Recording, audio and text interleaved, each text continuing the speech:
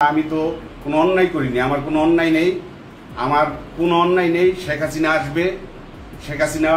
আসবে, বাংলাদেশ আসবে। মানবতাবিরোধী অপরাধের মামলায় সাবেক প্রধানমন্ত্রী শেখ হাসিনা ও সাবেক স্বরাষ্ট্রমন্ত্রী আসাদুজ্জামান খান কামালের মৃত্যুদণ্ডের রায় ঘোষণার পর সামাজিক যোগাযোগ মাধ্যমে শেখ হাসিনার ছবি সম্বলিত আই ডোন্ট কেয়ার লেখার ফটোকার্ড পোস্ট করে বিতর্কের সৃষ্টি করেন ঢাকা বিশ্ববিদ্যালয়ের ডেপুটি রেজিস্ট্রার লাবলু মোল্লা শিশির। পুলিশ আসছে বিনা অপরাধে, আমাকে কেন গ্রেফতার করতেছে আমি জানি না।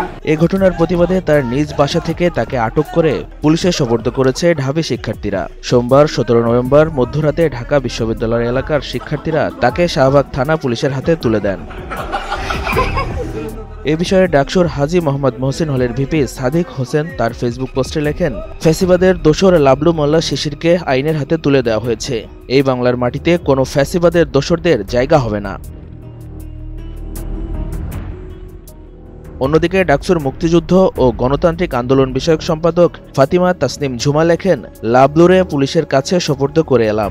গণহত্যাকারী টিচারদের বিষয়েও আমাদের সেম স্ট্যান্ডই থাকবে। ওনাদের নিয়ে কেউ সুশীলতা করলে তাদেরও হিসাব নেওয়া হবে। ঝুমা আরও যোগ করেন, এই জায়গায় কেউ তোষামদি বা ক্ষমতার লোভে আসে নাই। আমরা 2000 শহীদদের রক্তের উপর দাঁড়িয়ে তাদের জন্য ইনসাফ আনার শপথ নিয়ে এসেছি। এখানে গাদ্দার ও গাদ্দারির কোনো স্থান নেই।